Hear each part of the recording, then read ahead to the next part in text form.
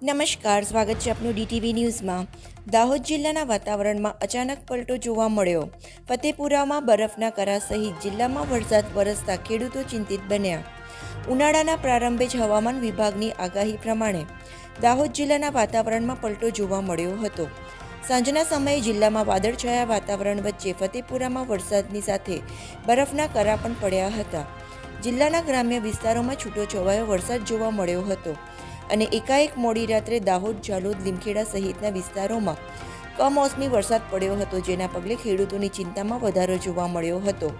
ઘઉં, ચણા સહિતના પાકમાં નુકસાનની ભીતિ સર્જાઈ હતી।